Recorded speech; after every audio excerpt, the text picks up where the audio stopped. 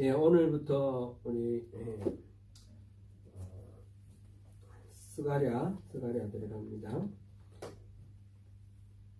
소선지서, 소예언서가 모두 몇 권이죠? 12권, 12 선지서입니다. 12권째 중에 지금 몇 번째 왔습니까? 학계, 스가랴, 말라기 하면 마지막입니다. 그러니까 11번째 왔습니다. 그죠? 11번째 왔습니다. 그동안에 소선지서를 거의 다 했네요. 스가랴를 본문을 하는 설교 혹시 기억나십니까? 목사님들 잘 안 하시죠? 저도 처음인 것 같아요. 스가랴에서는 제가 이렇게 봐도 좀 쉽지 않습니다. 묵시가 이렇게 반영이 됐는데 다니엘서나 스가랴서나 또 요한계시록이나 이렇게 이게 무엇을 의미하는지 뚜렷하지 않기 때문에 선명하게 이렇게 되어 있지 않기 때문에 굉장히 좀 이해하기도 쉽지 않고 성령님의 도우심이 많이 필요한 것 같아요. 이 성경을 읽기 위해서는 목회자로서 설교하는 입장에서도 쉽지 않은 것 같아요.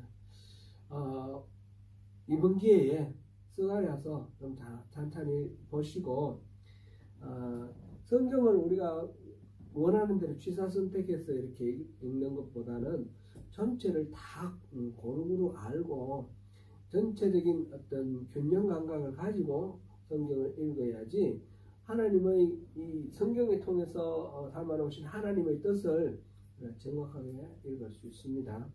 그런 측면에서 이 스가랴서를 모처럼 할 수 있는 그런 기회를 좀 잘 우리가 설명하면 좋겠습니다.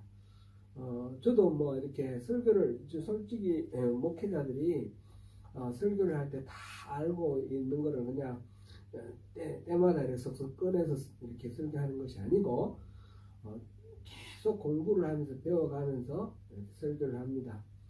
스가랴서 같은 경우도 제가 뭐 몇 번 읽었지만 사실상 잘 파악하지 못하던 부분 이번에 같이 공부한다 생각하고 공부하고 또 제가 받은 은혜를 또 함께 나누는 그런 방식으로 이렇게 하겠습니다.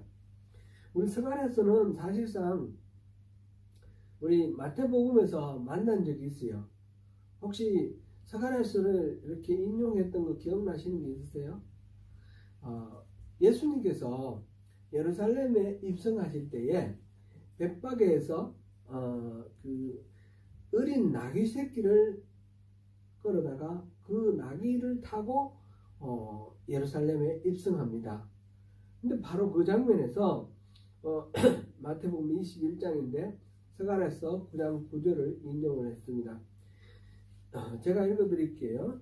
시온 딸에게 이르기를 내 왕이 내게 임하나니 그는 겸손하여 나귀 곧 멍에 매는 짐승의 새끼를 탔도다 하라 하였느니라.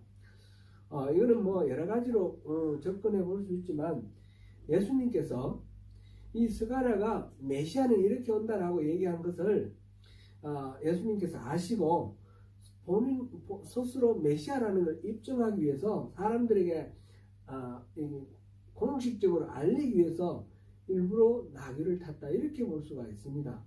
왜냐하면 보편적으로 모든 사람들은 메시아는 나귀 타고 온다라는 것을 이 스가랴서를 기억하고 있었거든요. 그러니까 뭐 그런 식으로 누가 이렇게 해석하는 그런 거는 제가 보지는 못했지만 제가 보는 관점에서는 예수님께서 사람들이 메시아는 이렇게 온다고 알고 있으니까 의도적으로 그렇게 했다 이렇게 보는 것이 자연스러울 것 같다 그런 마음입니다. 스가랴서는 그렇게 메시아에 대해서 이렇게 예언을 한 그런 예언서입니다. 스가랴서 오늘부터 지금 쭉 한번 보겠습니다. 스가랴서는 12예언서 중에 분량이 가장 많은 것 중에 하나예요. 맨 처음에 나오는 호세아서가 14장이 있고 이 스가랴서가 14장입니다. 이렇게 많은 건데 내용도 좀 많이 좀 쉽지 않고 어려운 건데 우리 같이 한번 이번에 살펴보면서 하나님께서 왜 이런 성경을 주셨는가, 이 성경 속에 무엇을 말씀하시는지 하나님의 마음을 어떻게 담아두었는가 같이 한번 살펴보면 좋겠습니다. 스가랴서를 기록한 사람은 스가랴라고 하는 선지자라고 이렇게 보면 되겠습니다. 제일 처음 1장 1절에 보니까 다리오 왕 제2년 8째 달에 여호와의 말씀이 이도의 손자 베레가의 아들 선지가 스가랴에게 임하니라 이러시되 하면서 하나님의 말씀이 쭉 스가랴에게 임한 말씀이 나와 있고요. 쭉 넘어가다가 7장 한번 보시겠습니다. 7장 보면 다리오 왕 제4년 9째 달 곧 기슬레월 4일에 여호와의 말씀이 스가랴에게 임하니라. 그러니까 다리오 왕 2년에 주신 말씀, 다리오 왕 4년에 주신 말씀, 이게 이렇게 명시되어 있습니다. 다리오 왕 2년은 우리 학개 선지자가 하나님 말씀 받은 게 바로 다리오 왕 2년이죠. 다리오 왕 2년이 BC 520년이라 그랬습니다. 그때에 다리오 왕의 이 7세 2년에 이 학개와 스가랴가 동시대에 활동한 선지자였고, 주제도 같습니다. 학개가 성전을 재건하라 그 말씀이었고, 스가랴도 바로 그런 말씀의 내용이 있습니다. 주제가 그겁니다. 12개의 선지서를 제가 이렇게 처음에 개관을 하면서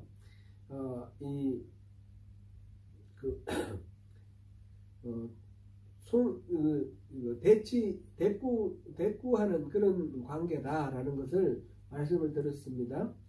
호세아하고 말라기가 이렇게 맞물리고 이렇게 쭉 들어가는데 이 학개와 스가랴는 하나를 묶었죠. 그래서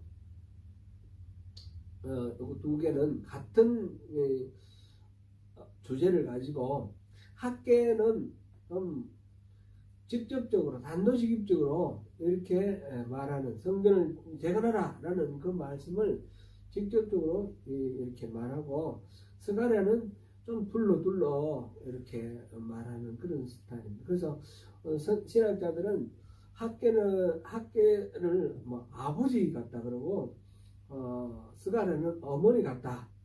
아버지는 뭐 직설적으로 말을 하는데 어머니는 막 이렇게 달래가면서 이렇게 토닥거려가면서 둘러 얘기하는 그런 이미지가 있죠. 자모의 그런 이미지가 이 스가랴서에 있습니다. 그거를 염두에 두면서 이렇게 보면 되겠고요. 이때 이도의 손자 베레가의 아들 선지자 스가랴 이렇게 되어 있는 거 보니까 이 사람은 좀 명문가의 자녀 같아요. 앞에서 학개는 자기 이름만 나와 있어요. 그러니까 학개는 그냥 할아버지, 아버지가 유명한 사람은 아니고, 이 스가랴는 그 당시 사람들한테 잘 알려져 있는 사람이에요. 그 할아버지 이도도 잘 알려져 있고, 자기 아버지 베레가도 잘 알려져 있는 그런 사람이고, 이게 이제 느헤미야에 보면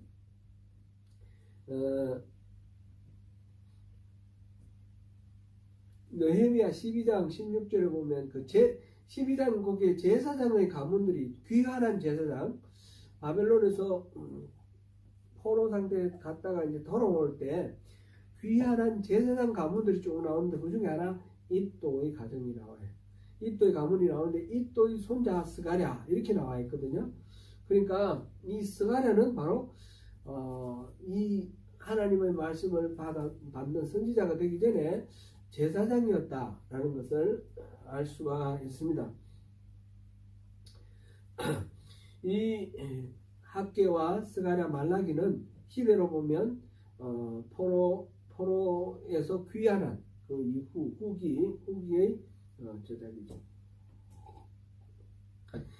스가랴는 그러니까 520년에 선포된 말씀이니까 그 이후에 기록했겠죠. 510년대에 말라기는 400년대에 기록했다 그러고요. 학계도 520년에 기록했고요. 그러니까 500년, 400년 이때는 포로 귀한 기, 그리고 그 이후 그때에 해당됩니다. 그 시대에 기록이 되었고, 주제는 학계와 스가랴는 성전을 재건하는 것이고, 말라기는 국가를 재건하는 겁니다. 국가를 다시 재건하는데 그거를 위해서 사회적 도덕적으로 잘못되어 있는 것들 전부 다시 세우자, 그런 내용이에요. 그런 시대적 배경이 있고요. 스가랴는 14개 장으로 했는데 8장까지와 9장 이후가 좀 다릅니다. 8장까지는 이거는 문체도 다르고 여러 가지로 다 다른데, 아마 8장까지 기록한 사람하고 9장부터 14장까지 기록한 사람은 다를 수도 있다. 이 신학자들은 그렇게 봅니다. 워낙 판이하게 다르기 때문에 내용도 다르고, 8장까지는 성전에 대한 이야기입니다. 9장부터는 성전에 대한 얘기는 없습니다. 완전히 다른 이야기인데, 스가랴라는 이름으로 이렇게 선포된 예언을 나중에 편집했거나 그랬지 않았을까, 그렇게 생각합니다. 성경에는 이렇게 동일한 이름으로 된 다른 내용의 그런 성경들이 좀 있습니다. 예를 들어서 이제 이사야서 같으면 이사야서는 39장까지와 40장부터 66장까지가 다릅니다. 많이 다릅니다. 그래서 제1 이사야, 제2 이사야 이렇게 부르기도 하고요. 이사야서 40장부터 66장 사이에서도 또 55장까지와 56장부터 66장까지가 또 많이 좀 다른데, 그는 굳이 뭐 이렇게 2 이사야, 3 이사야서 이렇게 말하기도 하는데, 굳이 안 나눠도 뭐 괜찮을 것 같습니다. 그러나 이 스가랴는 이런 부분이 있습니다. 다니엘 같은 경우도 그렇죠. 다니엘서도 앞과 뒤가 많이 다릅니다. 다니엘 7장까지인가요? 앞에는 스토리가 좀 나와 있는데, 그 다음부터는 완전히 이제 환상이 나와 있거든요.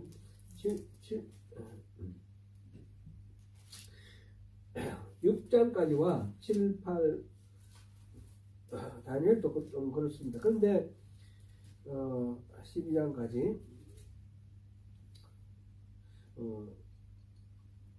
일단 우리는 스가랴에 집중을 해서 보면, 스가랴서는 지금 1장부터 8장까지는 그 주된 내용이 이 스가랴가 본 8가지 환상입니다. 8가지 환상.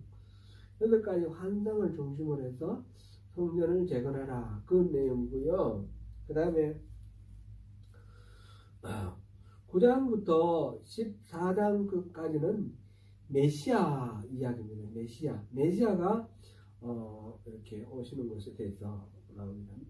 그 중에서 보면 앞에는 배척받는 메시아, 9장, 10장, 11장은 배척받는 메시아, 12장부터 14장까지는 메시아가 통치하시는 메시아, 이렇게 나와 있는데,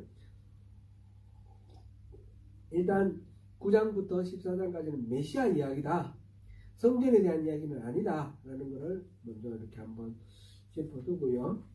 그 다음에 1장부터 8장까지가 같은 내용이라 그랬는데, 그 중에서 1장부터 6장까지와 7, 8장은 좀 다릅니다. 7, 8장의 이야기는 금식에 관한 이야기를 통해서 메시지가 4가지 메시지가 쭉 나옵니다. 그렇게 이제 구조가 그렇게 되어 있다라는 걸 일단 보죠. 다시 한번 정리를 하면 1장부터 8장까지 또는 성전 재건에 관한 이야기인데 8개의 환상을 중심으로 나와 있다. 그 다음에 9장부터 14장까지는 메시아에 관한 이야기다. 오늘 나중에 다시 다 볼 겁니다. 1장부터 8장까지의 그 8개 환상 중에 7장, 8장은 좀 다르고 6장까지가 8개의 환상 기준입니다. 그리고 7장, 8장은 금식을 중심으로 해서 스가랴에게 주신 하나님의 메시지입니다. 이 1장부터 6장 중에서 지금 오늘 1절부터 6절까지는 말하자면 머릿말 같은 거예요. 머릿말 같은 거고, 그 다음에 7절부터 시작해서 6장 끝까지는 8개의 환상이 계속해서 쭉 나옵니다. 이거는 뭐 다른 수식어가 없어. 또 보니 이렇게 또 본 적 이렇게 나왔기 때문에 하루 저녁에 8개 환상을 봤다 이렇게 생각하면 간단하고 쉬울 것 같아요. 그렇게 8개 환상에 대해서는 또 다음에 자세히 보고요. 오늘은 1절부터 6절까지만 내용을 들여다보겠습니다. 1장 1절에서 그 시대적 배경과 이 저자 스가랴의 가문의 배경 이런 걸 우리가 봤고요. 근데 하나님께서 스가랴에게 임하셔서 하시는 말씀이 이제 2절에 보니까 여호와가 너희의 조상들에게 심히 진노하셨다. 하나님이 진노하셨다. 여기서부터 시작해서 이야기가 전개되어 갑니다. 그러니까 하나님이 왜 진노하셨을까요? 하나님이 우리 사람들처럼 뭐 이렇게 막 성질 부리고 이런 분은 아닌데 하나님의 그 어미롭게 심판하시고 징계하시는 걸 지금 진노했다라고 감정이입을 해서 이렇게 말을 했습니다. 왜 그랬을까요? 그게 이제 뒤에 나옵니다. 바로 뒤에 나오는데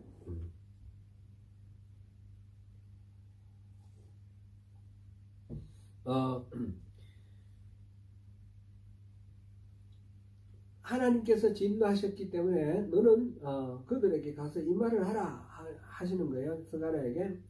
그게 이제 여기 나오는데 너희는 내게로 돌아오라. 만군의 여호와의 말이니라. 그리하면 내가 너희에게로 돌아가리라. 만군의 여호와의 말이니라. 하나님께서 진노하셔서 스가랴에게 하시는 말씀이 너 가서 그 이스라엘 백성들에게 말해라. 그러면서 하시는 말씀이 너희는 내게로 돌아오라. 이스라엘 사람은 하나님 여호와 하나님께로 돌아가야 되는 거예요. 돌아오라라고 말씀하시는 거예요. 만군의 여호와의 말이니라. 그러면 내가 너희에게로 돌아가리라. 지금 이 말씀을 하십니다. 그러니까 하나님 왜 진노하셨을까요? 안 돌아가서 그럽니다. 돌아오라라는 말은 어딘가 번나가 있다는 거죠.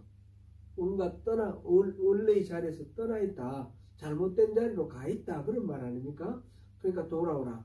그러면서 이제 또 그 조상들에게 심히 진노했는데 그 조상들에게 진노한 이유가 너희 조상들을 본받지 말라. 옛적 선지자들이 그들에게 외쳐 이르되 만군의 여호와께서 이같이 말씀하시기를 너희가 악한 행위를 떠나서 돌아오라 하셨다 하나 그들이 듣지 아니하고 내게 귀를 기울이지 아니하였느니라. 이게 바로 진노한 이유죠.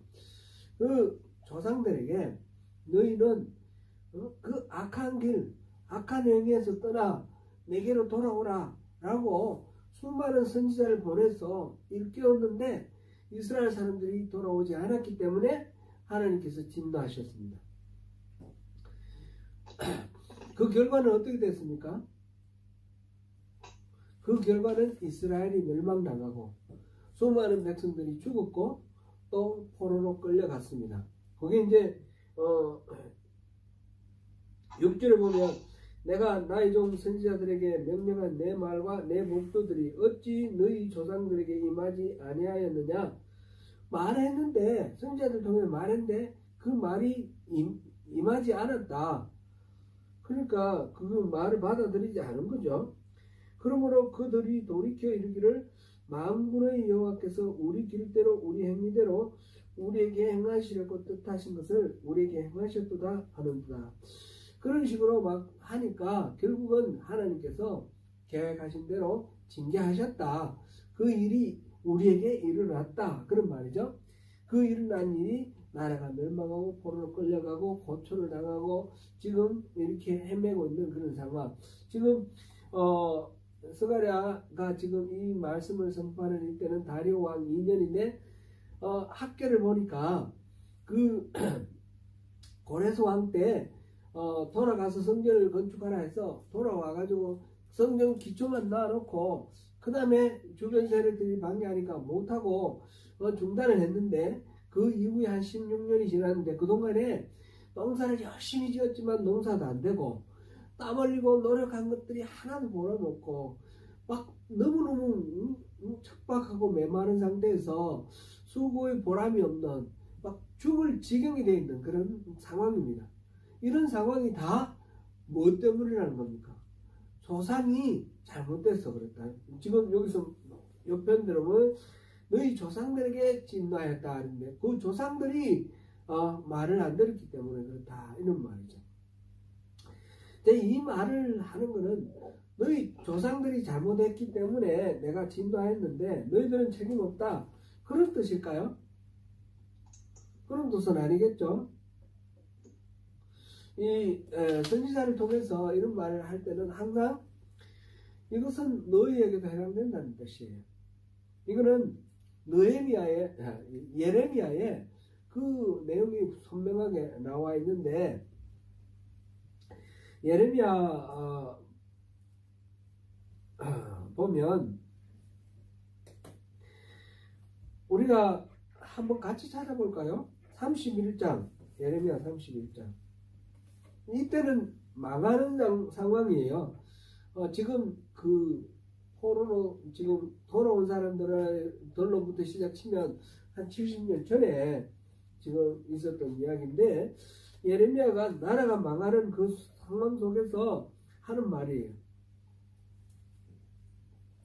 31장 29절 30절을 같이 한번 읽어보겠습니다.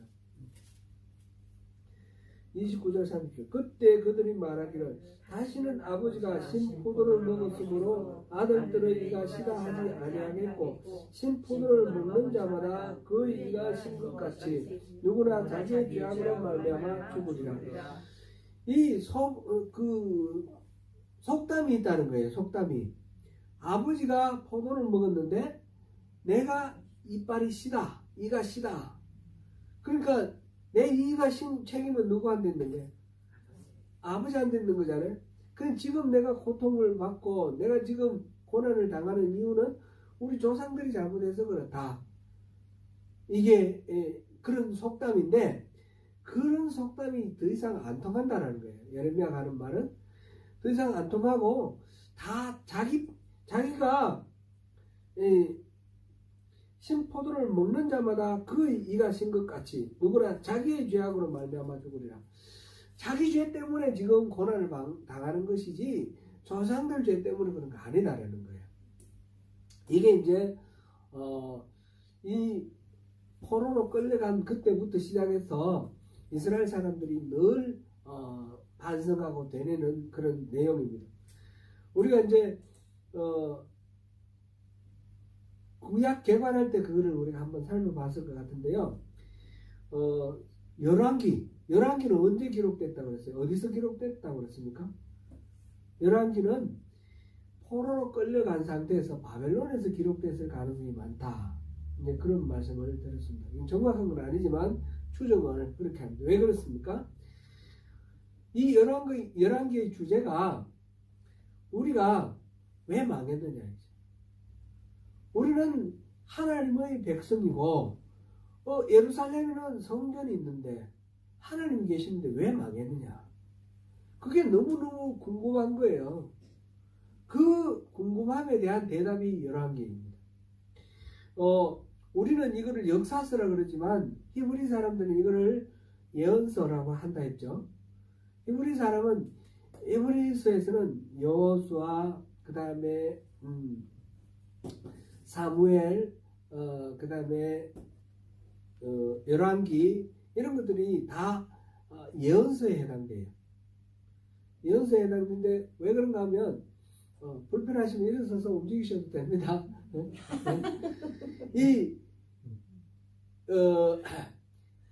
나라가 망한 이유에 대해서 궁금해하는데 이 역사서라고 일컬어지는 이 예언서를 기록한 이 사람 기사를 통해서 하나님께서 답을 주시는 거예요. 예언이라는 말은 장래에 일어날 일을 미리 알아맞추는 것이 아니라 사람들이 알지 못하는 것을 하나님께서 알려주셔서 그거를 하나님의 말씀을 대언하는 게 예언이라고 그랬죠. 그런 측면에서 이 열왕기는 바로 나라가 멸망한 이유에 대해서 그 이유를 하나님께서 기록을 통해서 알려주시는 거예요. 단순하게 그 이유를 말하자면 우상숭배가 가장 큰 죄죠. 우상숭배. 그리고 하나님의 뜻대로 하나님의 언약대로 말씀을 율법을 따르지 않았기 때문에 그런 거예요. 그래서 나라가 망했다. 그게 이제 열왕기의 답이에요. 역대기는 바벨론에서 귀환해서 예루살렘에서 기록됐을 가능성이 높다 그랬습니다. 근데 그거는 돌아와서 이 성전을 재건을 하고 제사를 회복하는 과정 속에서 어떻게 해야지 이 모든 과거의 잘못을 다 이렇게 회복할 수 있을까? 그래서 제사장과 제사제도, 성전 여기에 초점을 맞춘 게 역대기예요. 열왕기와 역대기는 같은 내용이 어우러져 있는데 초점이 그렇게 좀 다르다는 거죠. 이제 역대기는 예언서는 아닙니다. 히브리 사람들이 말하는 예언서는 아닙니다. 역대기는 성문서로 분류되어 있어요. 그렇게 역사를 서술을 해가지고 그걸 통해서 하나님 뜻을 알려주는 것, 그런 측면에서 예언서이고요.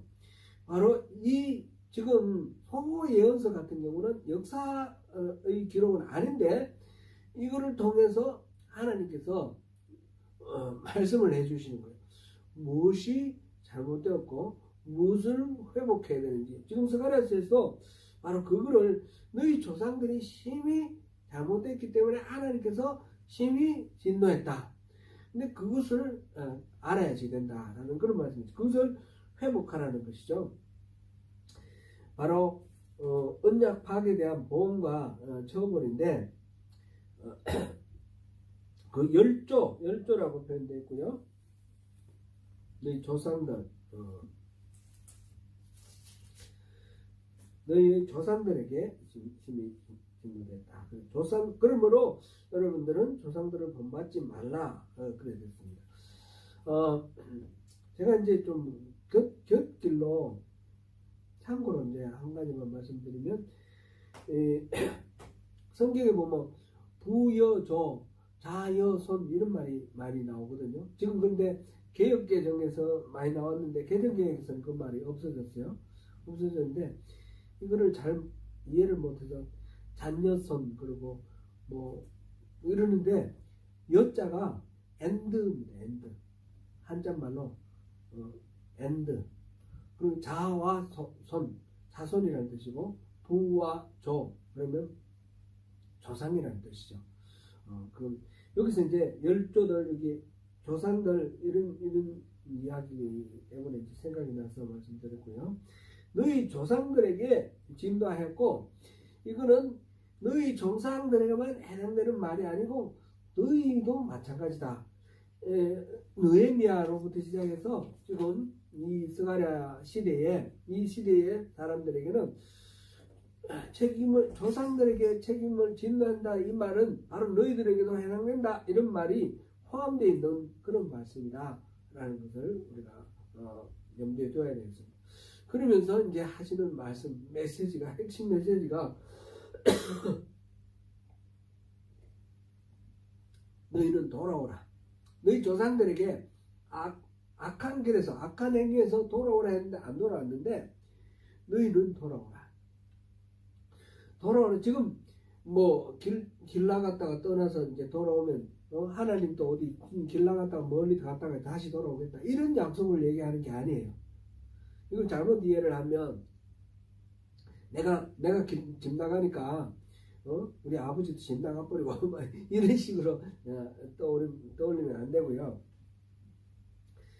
우리가 하나님을 등지고 잘못된 길로 악한 길로 자기 마음대로 하나님이 말씀하시는 대로 안 살고 자기 욕심대로 마음대로 살다가 하나님이 돌아오라 그래서 돌아가는 거는 방향만 딱 돌리면 됩니다.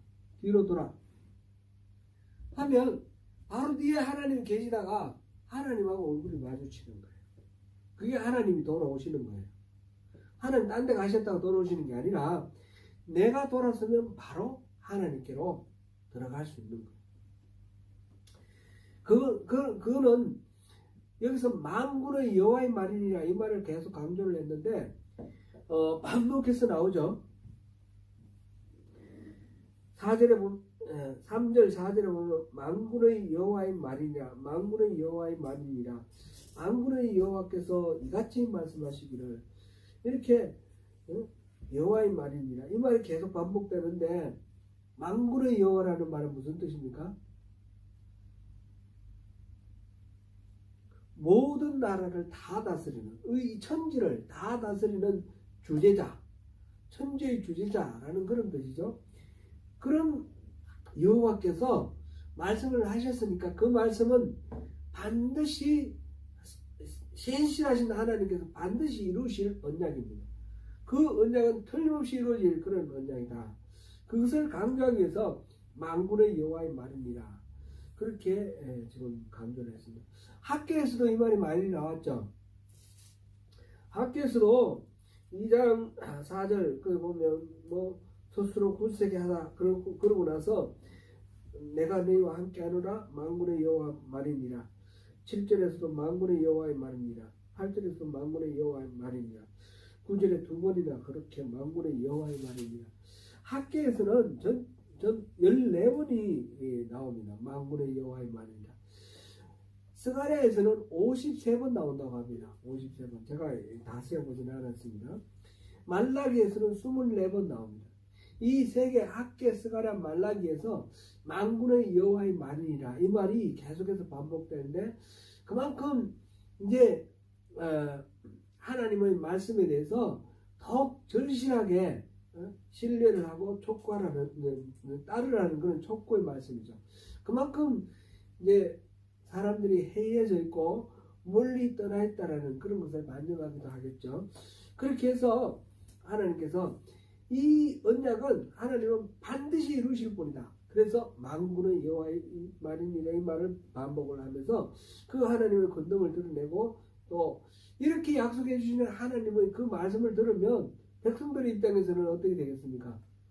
좀 위로가 되고 안심이 되겠죠. 하나님이 이렇게 말씀해 주시니까 틀림없다. 여기에 대해서는 고민할 필요는 없다. 우리 따르면 되겠다. 그런 식으로 이제 말하면 되겠습니다. 그러면 오늘은 지금 우리가 주로 관심을 가져야 될 부분이 여호와께로 돌아오라. 여호와께서 나에게로 돌아오라 하신 이 말씀의 의미가 뭔가.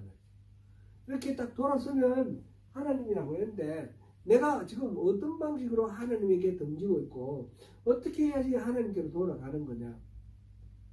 하나님이 바라시는 바 하나님의 뜻대로 살아가지 않고 그 하나님 뜻을 어기고 내 마음대로 살아간다는 뜻인데 하나님의 뜻은 무엇이고 하나님이 내게 원하시는 내가 가야 할 마땅한 길은 무엇인가? 그거를 우리가 한번 생각해 보면 좋겠습니다. 그러니까 여호와께로 돌아오라 이 말은 우리가 뭐 그냥 예수 잘 믿다가 그냥 떠나가지고 먼데 예수 안 믿고 이제 딴 데 있는 사람한테 교회 다시 돌아오라 이런 얘기는 아니라는 거예요. 지금 이 말을 듣고 있는 이 사람들은 열심히 제사 지내고 있는 사람이에요. 성전을 지금 짓지 않았지만 제사 열심히 지내고 있는 사람. 특별히 스가랴는 제사장이에요.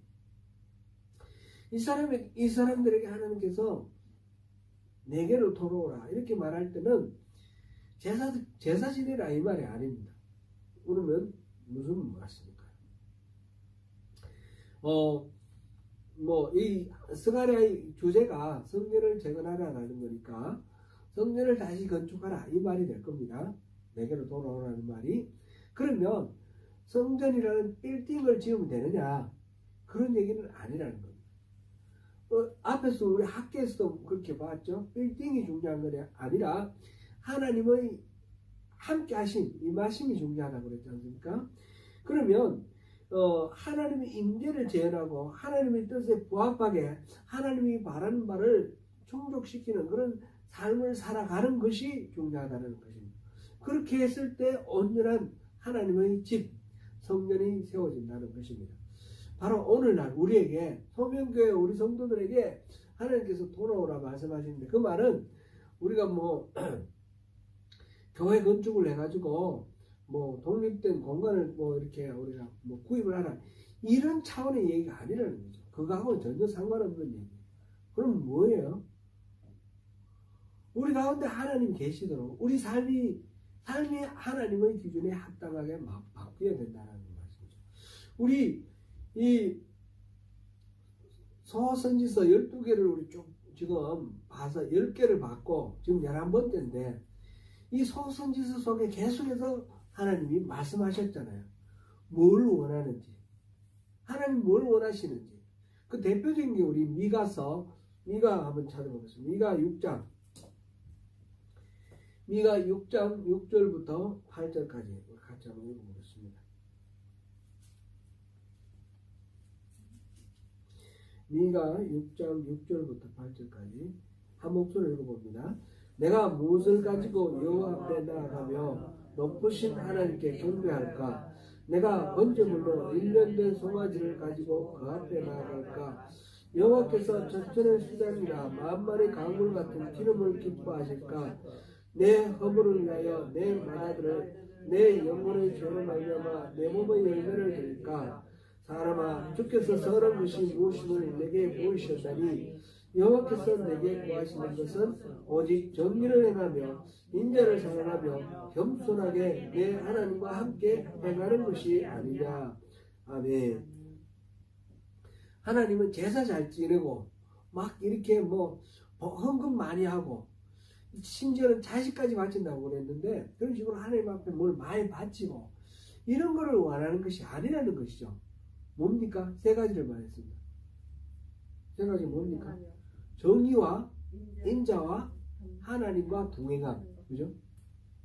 정의와 인자와 하나님과 동행함.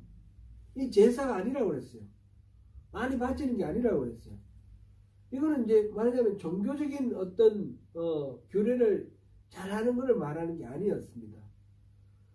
정의와 인자는 바로 사회생활이에요. 우리 신앙인의 삶을 말합니다. 구체적으로 이웃과의 관계 속에서 드러나는 하나님의 가치관, 하나님의 그 마음, 그것이 어떻게 우리 삶 속에 드러나느냐, 그게 문제인 것입니다. 늘 하나님과 동행하면서 하나님이 기뻐하시는 대로 행하고 하나님이 싫어하는 거 안 행하는 것, 그것을 지금 하나님과 동행함과 같은 병렬되는 말이 공의와 인자라고 이렇게 볼 수 있습니다.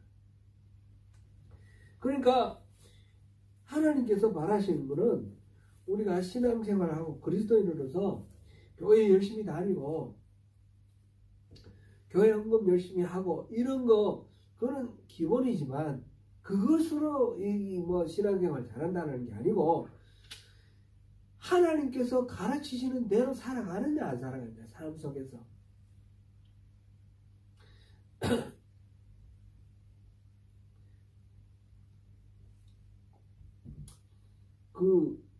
이제 인터넷 이런 데 보면 이민사회 뭐 이렇게 학생들 워킹홀리데이 뭐 그런 이야기를 이렇게 글을 올리는데, 이런 데 보면 어느 도시에 요주의 인물들이 있어요. 오클랜드도 있고 크라이처치도 있고, 어디는 가서 일하지 마라 이런 게 나와요. 워킹홀리데이 아이들이 그렇게 나와 있는 그 중에 제가 이제 좀 보니까 이 장로님 또는 뭐 이런 집사님, 그리스도인들이 이렇게 지목되어 있는 경우가 들어 있어요. 많이 있어요. 이거는 뭐 기대가 높아서 그럴 수도 있지만 그거하고 다르게, 그거하고 상관없이 이 워킹홀리데이에 와서 일하는 아이들 입장에서 교회에서 직분을 받으시고 이러면 뭐 이렇게 믿을 만하다라고 기대를 하고 갔는데, 실제로는 그렇지 못하다 이런 실망을 담아놓은 그런 것들이 있고 믿는 사람이랑 믿지 않는 사람이랑 똑같은 차원에서 평가를 했을 때 요주의 이 집에 가면 고생만 많이 한다 뭐 이런 식으로 된 중에 교회 직분이 있는 사람이 있다라는 것 자체가 우리가 한번 깊이 생각해 봐야 할 부분입니다. 교회에서 믿음 좋고 교회에서 모범을 보였기 때문에 직분이 주어졌을 거 아닙니까? 교회 공동체 안에서는 모범을 보이는 그런 성실한 신앙인이었습니다. 그러나 그것이 교회 바깥에서 세상 속에서는 사람들의 지탄을 받는다 그러면 교회 안에서 성실한 것이 의미가 없다라는 거죠. 하나님께서 바라시는 것은 정의와 인자입니다. 정의와 인자. 교회 안에서의 성실함이 아니라 세상 속에서의 성실함입니다. 세상 속에서 옳고 그름, 바름 이런 거. 레위기 19장에 보면 너희는 거룩하라. 이는 나 여호와 너희 하나님이 거룩하기 때문이다. 그런 말씀이다.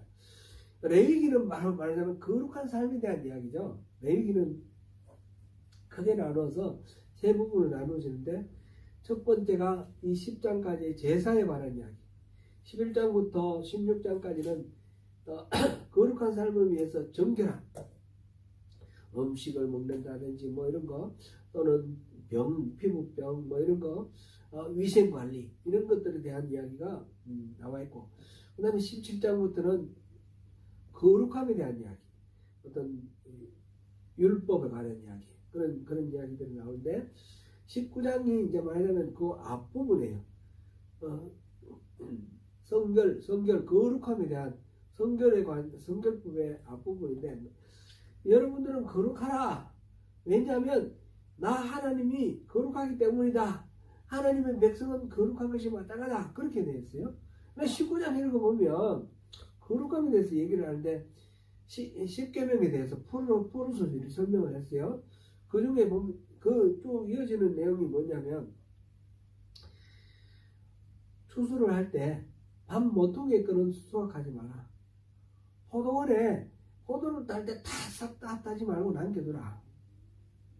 이삭 떨어진 거 줍지 마라. 이런 이야기 있어요. 그리고 도둑질 하지 말고 거짓증을 하지 마라. 이웃을 억압하지 말고 착취하지 마라. 이 임금 떼먹고 막 이렇게 하지 말라는 거죠. 재판을 할 때 불의를 행하지 말라. 이게 이제 거룩하다 그랬을 때 그 거룩의 이미지 우리가 생각하는 어떤 이미지하고 좀 다른 얘기예요. 하나님이 우리에게 거룩을 바라는 부분은 거룩은 실제로는 이거라는 거죠. 우리 삶 속에서 이웃과의 관계 속에서 그 하나님의 사랑을 실천을 하고 하나님의 정의, 하나님의 의로움, 그 원칙을 실천을 하라는 겁니다. 요즘 뉴스를 보면 참 답답하고 깝깝할 때가 참 너무너무 많이 있습니다. 뉴스를 안 봐야 되는데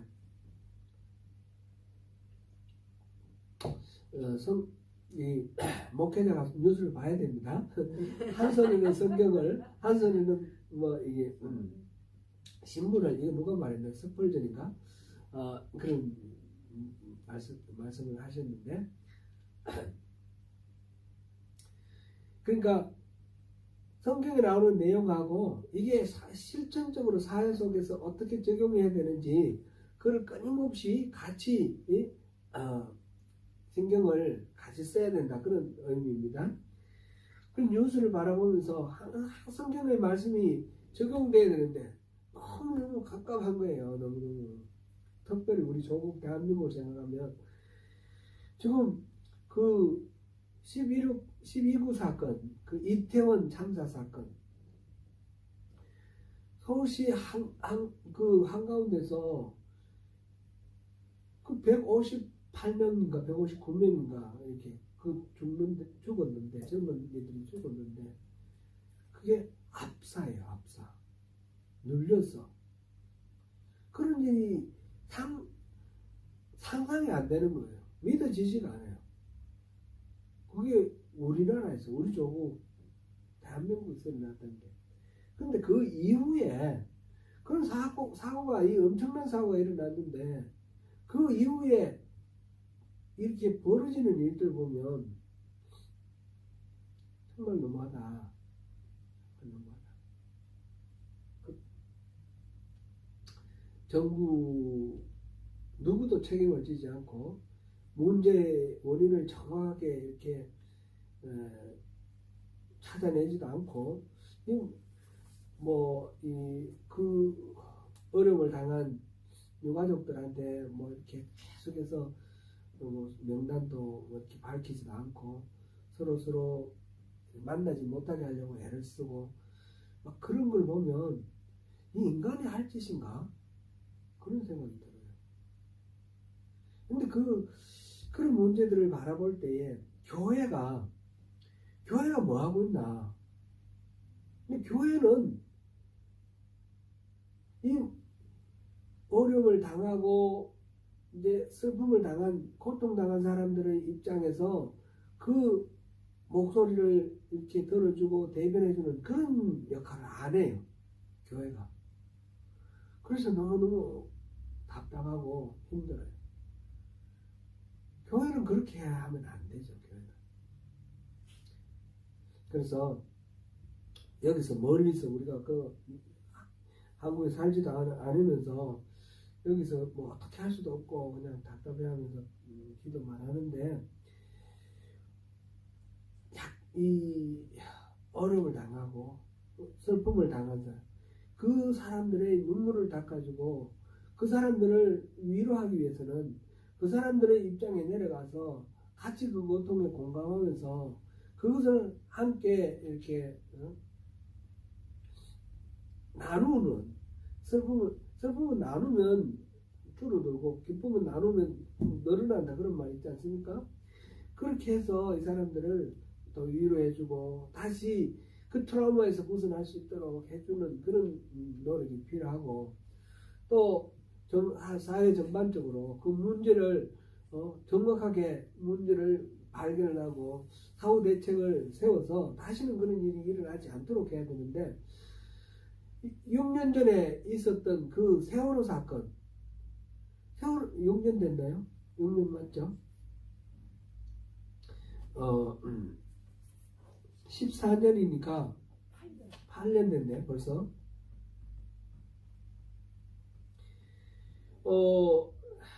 그것도 아직까지도 정확하게 뭐 조사위원회 만들어지고 뭐 하고 했는데 안 밝혀져요.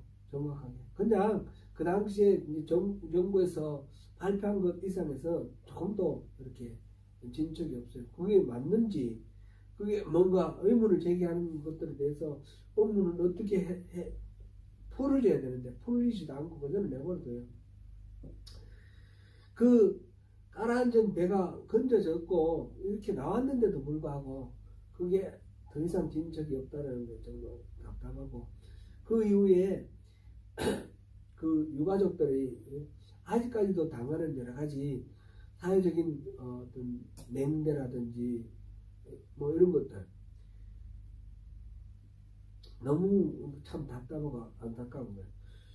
그 모든 것을 어떻게 바라보는가? 정치적으로 어떤 진영 논리에서 유리하냐 불리하냐 그거를 바라보는 것 같아요. 모든 것들을 바라보는 게. 그거를 떠나야 되지 않습니까? 정치의 진영 논리를 떠나서 인간의 입장에서 그걸 바라봐야 되고, 특별히 그거는 교회가 해야 될 일인데 교회가 그걸 외면을 하고 오히려 정치적인 어떤 입장에서 진영에서 이렇게 논리를 만들어내고 이런 걸 바라보면서 너무 갑갑하고 답답합니다. 우리 소위연서 읽으면서 특별히 그런 마음이 많이 듭니다. 오늘 이 서가라를 통해서 하나님께서 말씀하시는 바는 내게로 돌아오라. 내게로 돌아오라. 너희 조상들이 악한 행위에서 돌아오라 했는데 안 들었는데 너희들은 돌아오라. 돌아오라는데 그 돌아오라는 그 말씀, 그거를 우리가 깊이 묵상을 하고, 그것은 단순히 종교적인 어떤 의식으로 돌아오는 말씀이 아닙니다. 하나님 뜻, 하나님이 기뻐하시는 하나님의 그 의도, 하나님의 선하심으로 돌아가는 것이고, 그것은 이웃 사랑, 이웃에 대한 관심과 실천, 사랑의 실천, 삶 속에서 하나님의 법칙, 하나님의 그 가르침이, 기준이, 하나님의 가치관이 그대로 적용되는 것. 이 세상에서는 자기에게 유리하고 자기에게 득이 되는 것을 위해서 끊임없이 경쟁하고 끊임없이 갈등하고 싸우는 것이지만, 하나님께서 우리를 택하시고 구원하시고 하나님 나라 백성으로 삼으실 때 우리에게 그 세상의 가치관을 버리라 하셨어요. 그리고 하나님께서 주시는 새로운 가치관으로 새로운 피조물이 되라 하셨어요. 그래서 우리는 하나님 나라의 백성은 세상 사람들의 가치관대로 살아가면 안 되는 겁니다. 하나님의 가치관으로, 하나님의 정의와 그 사랑으로 그렇게 살아야 됩니다. 그것으로 돌아오라. 그것이 성전 재건하는 이 일에 있어서 핵심이라는 것입니다. 그래야만 교회가 올바르다는 겁니다. 교회에서, 우리 성도들 사이에서 내가 얼마만큼 내한테 득이 되느냐, 내가 또 더 많은 어떤, 교회 안에서 여러 가지 갈등들이 있는 이유를 한번 생각해 보십시오. 우리가 끊임없이 바라보는 저 문구, 자기를 부인하고 자기 십자가를 지고 예수님을 따라야 됩니다. 자기를 부인하고 자기 중심적인 생각, 중심이동해서 자기를 비우고 그 자리에 주님을 모시고 주님께서 인도하시는 대로 그렇게 가야지 우리가 올바른 그리스도인으로 하나님 나라 백성답게 되는 것이며, 우리 교회가 하나님께서 기뻐하시는 것은 참된 교회고 교회가 되는 것입니다. 사랑하는 성도 여러분, 오늘 이 스가랴 1장 1절부터 6절까지 보았습니다. 이 말씀을 깊이 묵상하시면서 주님께서 우리에게 돌아오라 부르시는 이 부르심에 응답하시는 가운데 주님이 예배하신 그 복을 다 누리시는 저와 여러분 되시기를 축원합니다.